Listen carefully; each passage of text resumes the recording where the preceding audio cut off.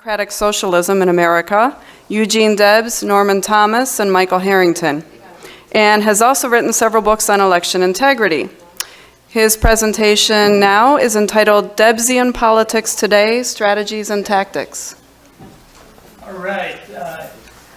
In the 15 minutes, this is testing. Can you? Oh, all right. Good.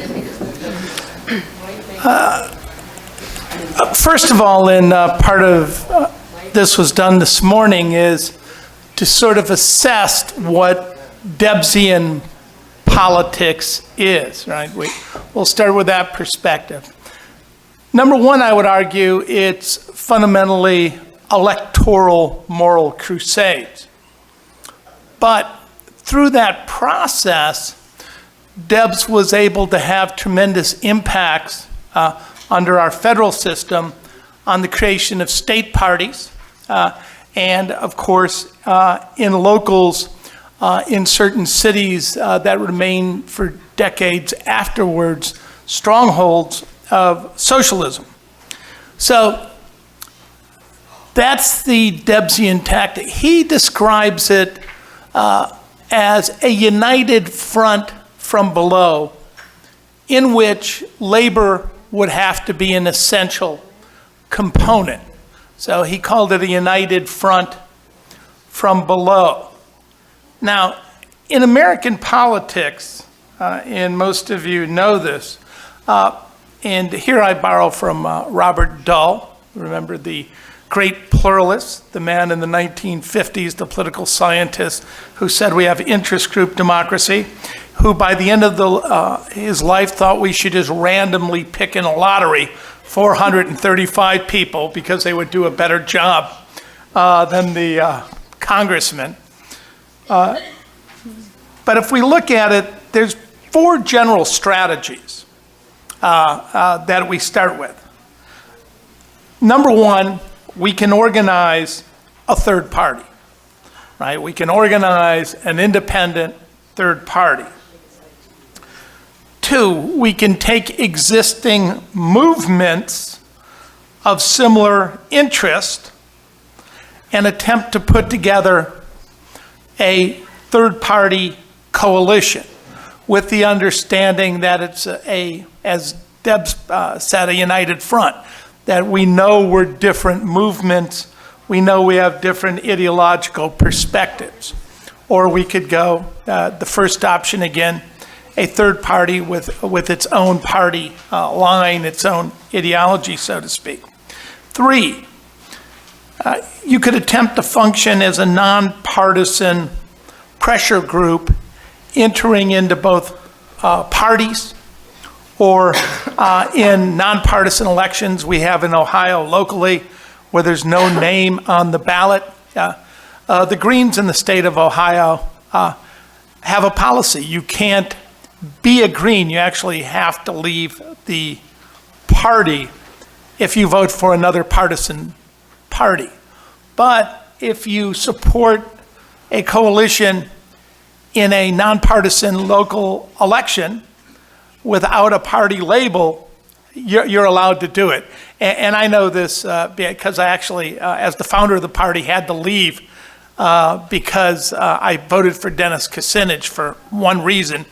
I worked with him on impeaching Bush and Cheney and think we should be forever grateful for the fact that he got those 35 articles of impeachment against war criminals into the public record. So I figured I owed him a vote for that reason. But as a result of that, I had to step down as the co-chair of the Green Party in Ohio. And worse, under Ohio law, even though I don't want to be, for the next 2 years, I'll be a Democrat. No more than I wanted to be a Republican when I voted against J. Kenneth Blackwell for 2 years. Okay, so finally the fourth. We could enter into an existing major party. You could do that as a coalition. You could do it as a party or organization, right? Done famously by Lynn LaRouche. Also, right, that's the general policy known as realignment of the DSA. right? You go in and become the left wing of the Democratic Party, the left wing of the possible. Although I would argue that the Democrats had moved so far to the right, particularly with Bill Clinton and the Democratic Leadership Conference, they were no longer the left wing of the possible. They were the right wing of a corporate capitalist, moderately socially liberal party, but clearly a corporate capitalist party. And essentially they were left wing impossibilists. There was no real place to go. Thank God, now there's a little more options because an independent senator intervened in the Debsian tradition, essentially by crusading, but, right, he did an inside strategy, which is not Debsian. So the first two strategies are outside strategy, right? You're building a third-party coalition or a smaller party with a certain ideology, be it green, be it socialist, be it a labor perspective. And the other two are within. But here's the other thing most of us know, is that there's no reason you can't do both of them simultaneously. There's no reason you can't, on certain state and local areas, work within the party. Even the Democratic Party, while at a state level or a local level in a different locality, working on the outside. For years, when I was more active as a Democratic Socialist before I became a Green, and that decision to move to the outside was precisely due to the Iraq War. I refused to be in a party with a war criminal, Barack Obama. The attack on Libya, I had determined to be, again, illegal. How can you attack a nation, in that case Iraq with Saddam and later with Libya, in both cases, you're in a party where you're not even discussing it. So, but there were other tactics. Now that I'm a Democrat, perhaps I can go to a meeting, at least one, and discuss, the fact that I consider both Bush and Barack war criminals. So, membership has its privileges. So in the scenario, we need to think about what are the tactics. In a lot of these college towns, I think the Democratic Socialists should be running. The Democrats in many rural areas no longer exist. The Democratic Socialists need to be out there with a principled program, on a living wage, on universal health care, and anti-imperialists, and I think many of them will get elected. And I speak as someone who has been involved in creating 3 independent parties. I had the rare privilege of being one of the founders of the Human Rights Party, where we won the commanding heights of Ann Arbor, Michigan, and initiated the first decriminalization of marijuana bill in America by registering the dorms. It was a $5 non-criminal fine for an ounce or less, which was described legally as personal use. Okay, so the Human Rights Party, which they passed laws in Michigan, so we had to leave the ballot. They made it virtually impossible for a third party to stay on. Also the Citizens Party with Barry Commoner. It didn't go forward, I think, as it should, but I thought it was preferable at the time to Jimmy Carter, and finally the Green Party here in Ohio. But I think more than anything, to be Debsian, you need to get out there and run. You need to be uncompromising. You need to speak in terms of the unconscionable economic power, and wherever you are, usually it's easy enough to do, right? I would love if the Democratic Socialist or a nonpartisan coalition would go after the Columbus School Board. They just gave $15 million tax abatement to a multimillionaire who doesn't live in the city because he produced 2 jobs for city payroll. There used to be an assumption, at least among the Democrats, which made them moderate, but a little better than the Republicans, that you don't steal from poor school children. All of that is gone, right? We live in a kleptocracy. We live in a society that allows both parties to openly loot. What we need is to run people, and to run people on socialist and equality and moral issues.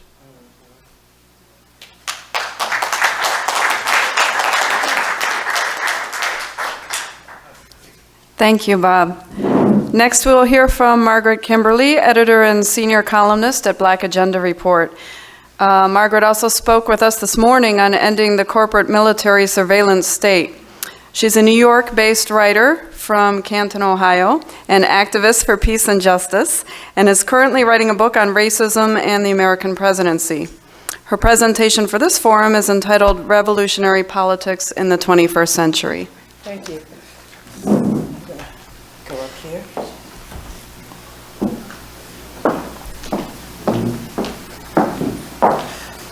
Hello again. I did mention Canton. I was born there because of the connection with Debs, but I've got to be honest. I was so small when I left, I don't have a memory of it. But anyway, I am an Ohioan. Bringing us back to Eugene Debs. We can't talk about him and remember him and honor him and talk about progressive political formations without talking about Debs in the terms in which he described himself. He was first and foremost a socialist. That's what he was. He proudly accepted that identification, and he also took the scorn that came with it. But nowadays, 100 years later, we've gone backwards in that regard, and we have a challenge with that word, but that doesn't always come from the right wing. The word socialism has been marketed into meaninglessness. We have to, I think Bernie Sanders deserves the blame for that. He's an old school Democrat, and that's certainly better than the neo-liberal, barely not Republican Democrats ushered in by Bill Clinton in the 90s. The Democrats have moved so far to the right that an ordinary Democrat who believes in protecting the social safety net can get away with calling himself a socialist. And now we have newcomers like Alexandria Ocasio-Cortez, who's again a Democrat, not a socialist. There are worse things than, I guess, than being a Democrat, but we shouldn't be confused at the very least. And this is a difficult time to assert and advocate for socialism for a couple of reasons. And I'm going to go back a little. Well, I'm going to go back almost 30 years to the other side of the world to talk about one of the reasons why. I think the collapse of the Soviet Union plays a role here.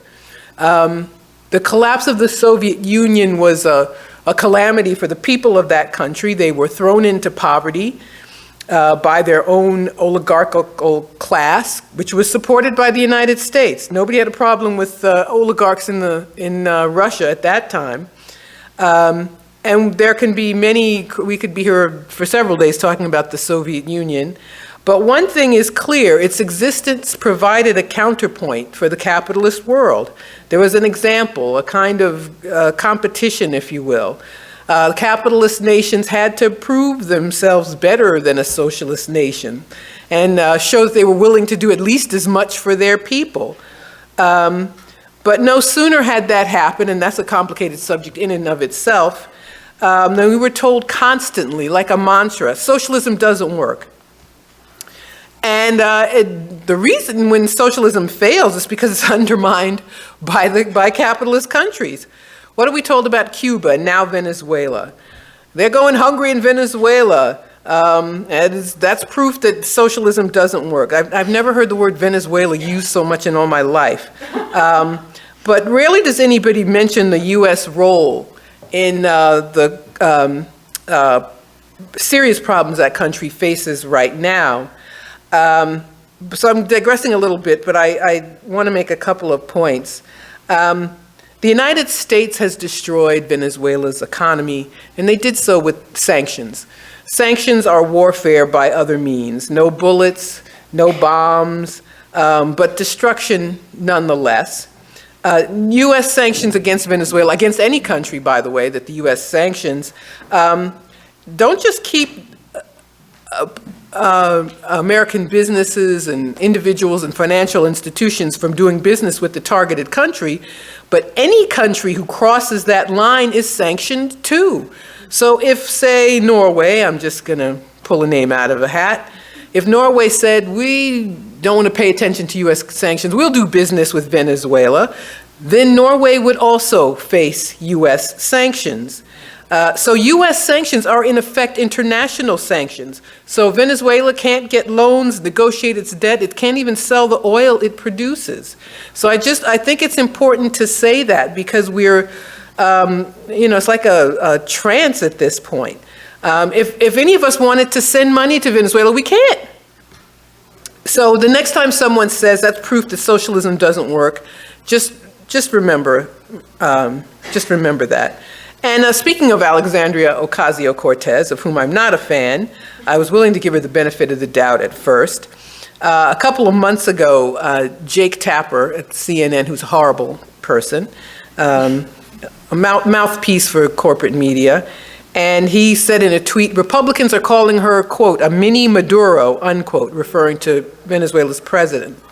And her tweet response, and I don't know if she writes these or not, but her name's on it, so I'm going to assume she is responsible. She said, quote, I'm still on time off, but I can't help wonder why the GOP would make this comparison when my actual policies are more reminiscent of Norway than Caracas, unquote.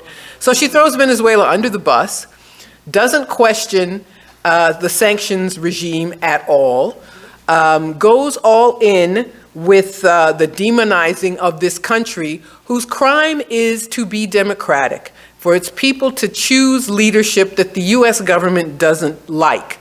And this is what we get from people who, and I'm not referring to any individuals here or otherwise who are democratic socialists, but we have to be very careful. And we can't let the fact that she's been demonized by the right wing, which is true, that she's being demonized by Fox News, that's not a reason to defend her.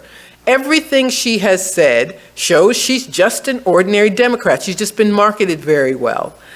She also, before she won her primary and defeated a sitting long-term incumbent, she had on her website a platform, a peace platform. And after she won the primary, it disappeared. And people noticed, thank goodness.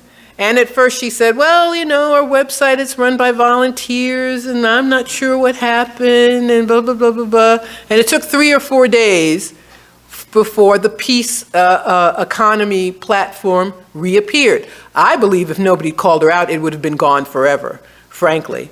I'm not sure. I suspect she didn't think she was going to win. And then when she did, they sat her down and got her mind right or something. I'm not sure what, but we have to be very careful when someone like that who's presented to us as a leftist or a progressive or a socialist is praising John McCain. And what was that about? I'm sorry.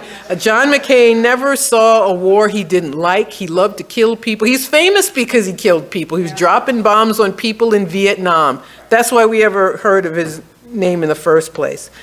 But at any rate, we have to, in talking about revolutionary politics in this century, I think our enemy, our adversary, is the Democratic Party itself.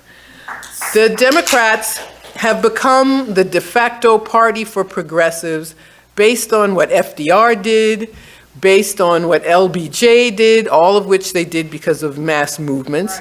But it's decades since the Democrats did anything that can be said to have benefited the people. Even Obamacare, the expansion of Medicaid in those states that took it was, yes, that was a great thing. Otherwise, it was a bailout of the insurance companies and big pharma. But it's hard. I have to confess that I voted for Bill Clinton. It's an embarrassment now, but I was so happy that he won after 3 straight Republican victories. But then we got the man who helped the Republicans fulfill their dream of dismantling the welfare state. The welfare reform bill, so-called, undid a central policy going back to the 30s that Americans had a right to public assistance. After Clinton's so-called reform, the states were allowed to impoverish millions of people. And portions of, and some of these programs were turned over to corporations. For example, his reform bill required food stamps, it became SNAP, to be processed electronically. What happened? Corporations like Xerox now administer SNAP programs. There's only one state that administers its own SNAP benefits program. The rest of it's been turned over to corporations. So once again, poor people are a profit center for corporations. So the damage done by years of neoliberal policies promoted by the Democrats have taken a very serious toll. And they're more and more bought off. Their decision to go for corporate money means that they won't do anything that corporations and wealthy people don't want them to do. So they know how to win. They know if they campaigned on Medicare for all, they would win. But their donors wouldn't stand for it. And so they offer people nothing, and their end result is what? 1,000 seats. Democrats have lost 1,000 seats across the country in the past 10 years or so. Lost the US House, lost the Senate, all they had left was the presidency, and they messed up and they lost that too. But their response is to point the finger of blame at the left, solely at the left, particularly at the Green Party.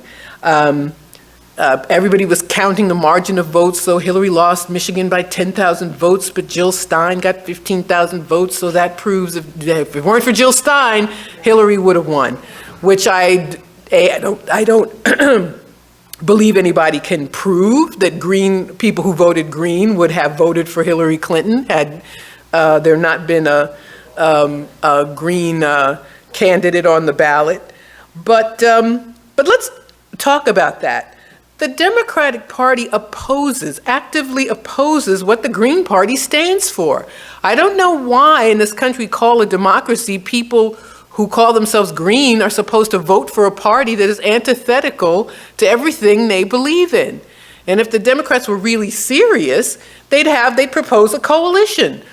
They would say, well, we can be with you on this issue or that issue, but they don't mean it. It's all deflecting the criticism they should be getting from their people because they lost. The Republicans stole the 2016 election the old-fashioned way. They stole black people's votes. It was interesting meeting Bob for the first time yesterday and explain exactly how they steal votes here in Ohio. This happened, it happens because Democrats let it happen. They don't say anything about it. There's this gentleman's agreement with Republicans, and they never talk about election theft. So if we're going to honor Debs, which we're doing, we should try to be like him, to stand firmly without any excuse or explanation, and to call ourselves socialists if that is where our political beliefs lie. And after all, what is socialism if not democracy? We don't live in a democracy now. We have elections at all these various levels of government, but you don't have access unless you have money. Our votes aren't even counted. But let's look at what our lives would be like if we had a socialist country. Higher education would be free. We have privatized elementary school at these charter schools. I'm not a fan of privatizing public schools. We would have free health care. Cities and states would not be planning as they're doing now. One of them is been chosen to be a chump and give billions of dollars to Jeff Bezos to build an Amazon center. And speaking of him, he a couple days ago announced that all Amazon and Whole Food employees would make $15 an hour. And I thought it was interesting that everybody thanked him. Hillary Clinton thanked him, and what a phony. She didn't even want, which is not adequate, by the way. She never wanted that. It was a pony, one of Bernie's ponies. He disappointed me because he's like, we have to thank Jeff Bezos. No, you have to thank the people who agitated, who made this demand for a living wage. Now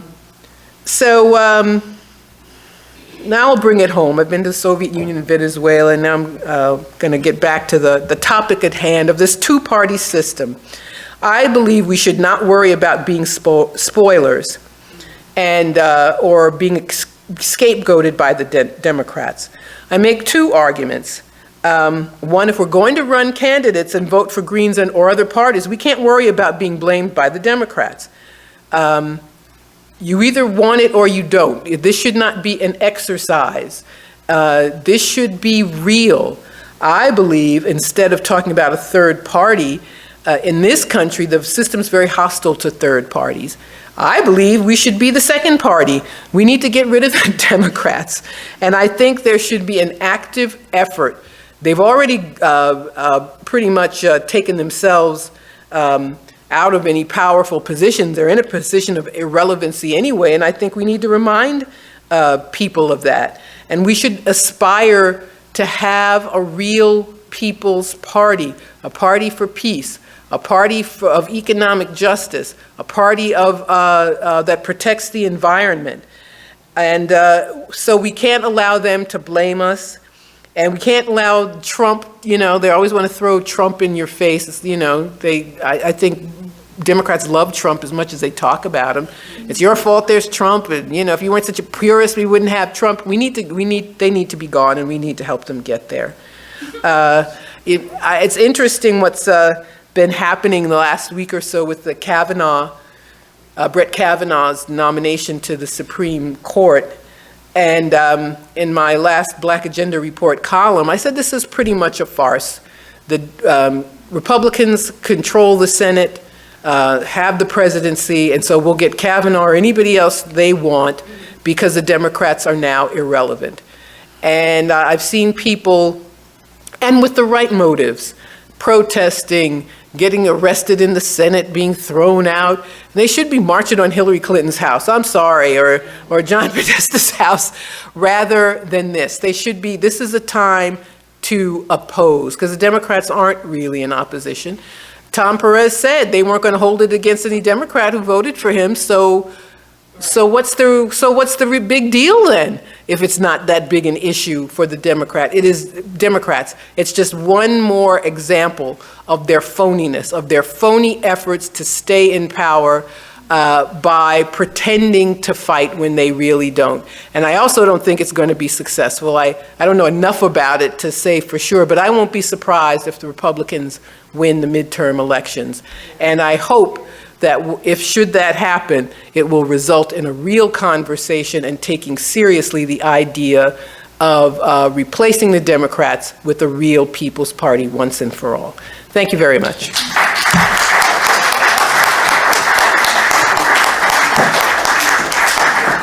I will introduce our next speaker, who is Nick Brana, founder and national director of Movement for a People's Party, which is building a coalition of unions and progressive organizations for a nationally viable party for working people. His presentation today is entitled "The Labor Community Campaign for an Independent Party." Well, thank you so much for inviting me to speak today. It's a real honor, given what we're doing as the Movement for a People's Party, to join you for this, to commemorate Eugene Debs. There is perhaps no individual who better exemplifies the choice that we face as a society today than Eugene Debs. And so I want to extend a sincere thanks to Tom and to the Labor Education and Arts Project for hosting this conversation at this very important moment in our nation's history and in the world's history. And I'd like to begin by saying, too, that Eugene Debs was not always the pioneering socialist and labor leader that we remember him as. He wasn't always the man who went on to found the Industrial Workers of the World and the Socialist Party. In fact, in his early life, Debs was a member of the Brotherhood of Locomotive Firemen, and he prided himself on the union's friendly relationship with the railroad corporations and its legacy of having never called a strike. He thought that change could be achieved through the Democratic Party, much like I did, and much like many of us did and have today. But after Debs was incarcerated by the president that he had supported for the Pullman strike in 1894, Debs spent 6 months in prison. And there is where he really began his education in socialism and was truly radicalized to a greater degree. We have, on the one hand today, a dying corporate order that serves only profit, and on the other hand, the potential to create an abundant world that is beyond scarcity. And so the choices that we face are really an even more, even greater version of those that Eugene Debs did and that progressives did back at the turn of the 20th century. Eugene Debs' life of principle is the inspiration that we need today, and the choices that he faced reflect the ones that we do. And so, as we're gathered here to commemorate him and his trial and the incredible courage that he showed during that trial and throughout his life, running for president while incarcerated, we also stand here with the opportunity to achieve what Debs sought to achieve throughout his life. That is a major party for working people. Debs understood that the Democratic Party is just the second half of the business party. As Noam Chomsky and Gore Vidal have called it, the property party in later years. He understood that the United States is a one-party state, and that our first task has to be to create a second party, because how can we ever expect policies that represent working people to emanate from what are essentially committees of corporations? The Democratic and the Republican parties, I guess I missed my introduction, but I worked for Bernie Sanders during the presidential campaign. I was a national political outreach coordinator, and my job was to lobby the superdelegates in that capacity. And it's there where I came to understand that the Democratic Party, like the Republican Party, is a committee of corporations. Almost 100 lobbyists sit on the DNC. Pfizer is represented, Google, Citgo, Goldman Sachs. It's corporations that are essentially driving the two major parties, and of course they take money from the same donors, the same billionaires, the same corporations, sometimes the same super PACs. And so how can we expect truly that anything resembling working people would emanate from that kind of dynamic? Not just that, but I'll also say that I discovered that the two parties are designed to insulate their power and to prevent working people, progressives, from taking them over. They're structured in a way that is not sufficiently democratic to be taken over. In order to take over an institution, it has to have the democratic mechanisms that enable that. And the Democratic and the Republican parties don't even have that. They do not select their leaders from among, they are not elected. It is that same committee of corporations that appoints the leadership, the superdelegates and the DNC members. The platform is, of course, meaningless, as we've shown, as we've seen many times. And as Hillary Clinton made fun of us on the Bernie Sanders campaign for caring about what was in the platform, that came out in the WikiLeaks emails. So our first task is, of course, to create a party for working people and to redefine the concept of what a party means.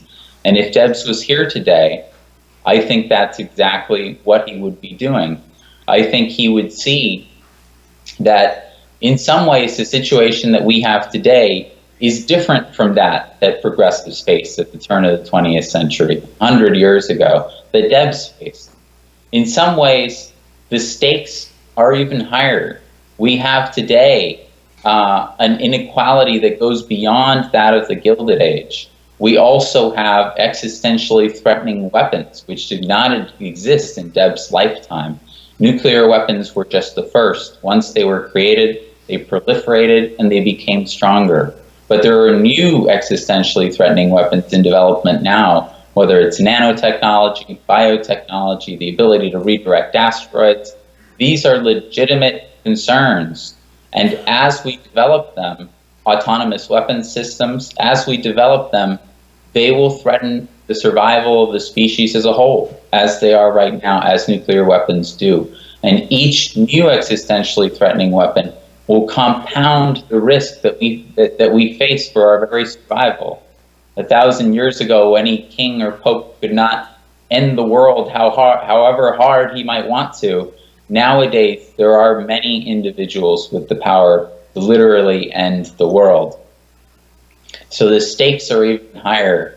But on the other side of that, the potential that we have is even greater as a result of the same technology that enables our destruction. We could today live in a world completely free of hydrocarbon fossil fuels. We could live in a world of distributed energy systems, a world where we've transitioned away, we can address climate change, a world, of course, we've reduced inequality. We can redefine what it means, what the corporation means with worker cooperatives. We have the ability to create an entirely different distributed world, and I believe decentralized world, and that is taking shape today. Debs would also marvel at the advantages that we have as a society towards creating that world, and advantages that they didn't have back then. The internet is chief among them. The Bernie Sanders campaign was a product of the internet. It would not have existed without it. The $230 million that he raised in small donations came through the internet. His ability to bypass the gatekeepers of information inside the mainstream media was also a product of the internet through social media. The distributed organizing model that saw so much success that the campaign pioneered, also a product of the internet. And so the internet has laid the foundation for a new potential. And I believe that society is still adjusting to the introduction of the internet politically, economically, socially, just as it did to the introduction of the printing press. And it gives us the ability to transcend those political systems which have now become obsolete with the technology that we have. So, in sum, the stakes are even greater and higher than they've ever been today than it was in Debs' time. The potential to create an inclusive, abundant world, a just world, is also greater than it has ever been. And our ability to achieve it is greater than it has ever been, thanks to new technologies. So that is what gives me no doubt that if Debs was here, he would be saying, what are we waiting for in really uniting the working class majority and forming a major new party? The other thing that has changed from Debs' time, and also from the time of, because my talk is titled The Labor Community Campaign for an Independent Party, what has changed since 1996, when there was a revolt among the trade unions, and many unions broke off and formed the Labor Party. What has changed is that those unions and those labor leaders at the time and those workers were ahead of the curve.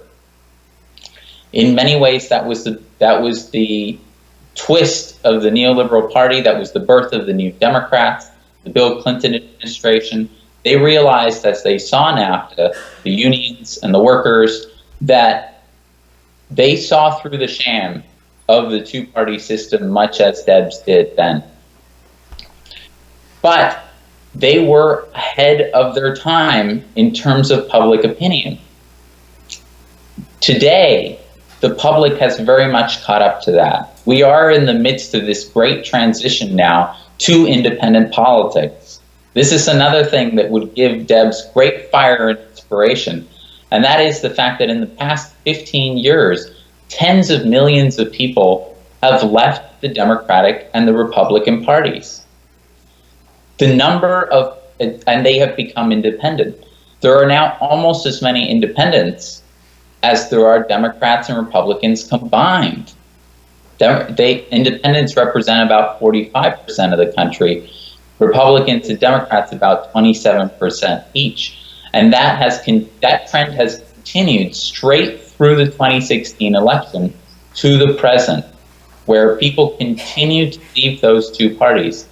When you put that in the context of the fact that Donald Trump is in the Republican Party right now and has been in power for 2 years now, and you place Bernie Sanders on the other side, the most popular politician, attempting to call people into the Democratic Party, and you still see that the Democratic Party is dissolving, like the Republican Party, then you truly, I think, get a sense for the fact that what it is that working people crave today, and that is that major new party that I believe is taking shape here today in this meeting room and across the country.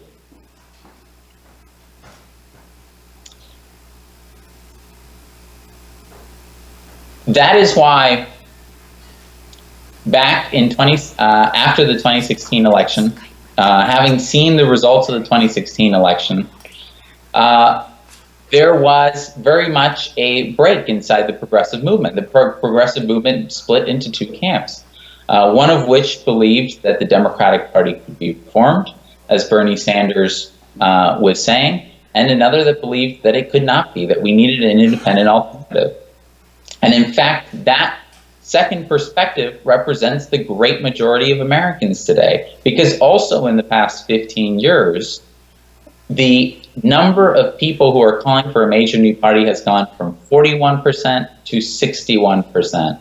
That is a record high. Almost 2 out of every 3 Americans is calling for a major new party. That is incredible.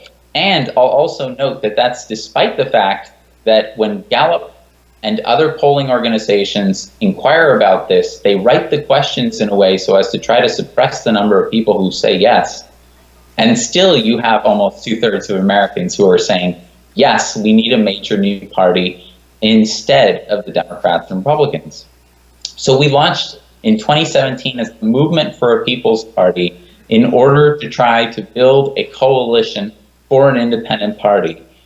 Following the model, for example, that was laid by the Republican Party when it was founded and replaced the Whig Party, we believe that it needs to be a coalition effort, and it also needs to be an effort that pulls out resources out of the Democratic Party, traditional resources out of the Democratic Party. And we have many advantages when it comes to that, because all of the traditional pillars that have supported the Democratic Party, whether it's labor or young people, have abandoned it and have left it in an incredibly precarious and shaky position. And so bringing, that is the reason that we founded as the Movement for a People's Party now, the Labor Community Campaign for an Independent Party, because we believe that building a major new party in our time is going to be an effort that combines social movements and unions and labor, that brings them together. That is the perspective that the former chair of the Labor Party, Mark Dudzik, and Catherine Isaac wrote about in 2012 in analyzing when the next time would be to launch a Labor Party, when it would be ready. It would be when we have that combination, when we can unite social movements and labor, and that is exactly what the Labor Community Campaign for an Independent Party is doing. As the Movement for a People's Party, we came together with socialist organizers and hosted a series of labor forums in California in August that were so successful that we decided to launch the Labor Community Campaign for an Independent Party to bring together unions and social movements. There has 2 intertwined and complementary goals that we're pursuing as a strategy now, and that we believe is the strategy that can give birth to a major new labor-based party. And that is building independent labor community assemblies in cities across the country, as beginning to form that run independent candidates that are chosen and are rooted in the community from those labor community assemblies. And secondly, it is to advance and advocate for the creation of a new Labor Party advocates inside the trade union movement, to really form a great alliance of unions and consolidate all of those inside the labor movement who want an independent party. That is the mission of the Labor Community Campaign for an Independent Party. And I'm happy to say that having launched just a month ago, just last month, that we have had incredible people join us, remarkable labor leaders, remarkable progressive leaders, including Nancy Woolforth, Donna DeWitt, Tom Bias, Nnamdi Lumumba, Chris Silvera, the Teamsters, Local 808, one of the largest Teamsters in the country. And we've also had some very remarkable progressive leaders who are joining us as well, which we will actually be announcing in a press release this coming Tuesday. So we believe, as the Movement for a People's Party and Labor Community Campaign for an Independent Party, that the openings for a major new party, the kind that Debs sought, are so great today, but they will be even greater. They will pale in comparison to those which are approaching in the next 2 years. And that is that in the next 2 years, as some are talking, as Chris Hedges, for example, who is a supporter of the Movement for a People's Party and had me on his show over the summer, as he has discussed, there's two major shocks that will rock the country. We believe this as well, is that the first is an approaching recession. It's been 10 years since the last recession. There are many indications that this recession will be worse. Another is that people are living more precarious lives. 67% of Americans cannot afford a $1,000 accident or unplanned expense today. The great majority of the country lives paycheck to paycheck. There is no margin of error for working people when they lose their jobs, when they lose their savings, when they lose their homes this time. In addition to that, interest rates, as Chris Hedges points out, are still at virtually nothing, are still near zero, which means that the monetary toolbox to ameliorate another recession is virtually empty. This is something that Nami Prinz points out as well. And another great factor here is that it's automation. Automation comes in waves. And when there is another recession, many corporations will decide that it is cheaper to simply replace millions of jobs, to automate them with algorithms and with robots. And so that will cause millions of jobs to disappear. That, when placed in the context of the fact that working people have already waged a revolution inside the Democratic and the Republican parties in 2016 by picking two candidates who weren't even members of the party, Trump and Sanders, by attempting to nominate them. You know, when placed in that context, you realize that this kind of revolt that is coming and the kind of, I think, convulsion that the country will face when there is another recession will be great. And for all of those who are seeking an alternative today, which is already the large majority, that will explode. The next is that Bernie Sanders will, in all likelihood, run as a Democrat for president again in 2020. And it will end the same way as well. That is, Bernie Sanders will be cheated in another rigged primary. Elizabeth Warren is gearing to run against him and split that vote against him, along with many other mechanisms that they have and that I saw. That is going to create an identity crisis inside the Democratic Party. So between these two, in the next 2 years, these two great opportunities that we have approaching, these two incredible shocks that are going to rock the country, between a recession and Bernie getting shot down again in 2020, many more people are going to realize what, of course, Debs did when he was imprisoned after the Pullman strike. And that is that we need a major new party, and that is the only way that we will be able to achieve those things that working people need to survive and to live productive, happy lives. So Debs would be proud to see this gathering if he was here today. And he would take the stage, I believe, and he would urge us to commit ourselves to this task of building an independent party. So let us make that commitment of fulfilling Debs' legacy and what he set out to more than 100 years ago. The working people of this country are crying out for independence. They are leaving the establishment parties by the millions, and they are giving us the mandate to build something new with them. At his famous trial 100 years ago, Debs spoke these words before his sentence, which I'm sure so many of you know. Let the people take heart and hope everywhere, for the cross is bending, midnight is passing, and joy cometh with the morning. And he also said that it is infinitely better to vote for freedom and to fail than to vote for slavery and to succeed. And so I look forward to going forth with all of you in fulfilling Debs' legacy 100 years later and achieving his vision. Thanks, Brana.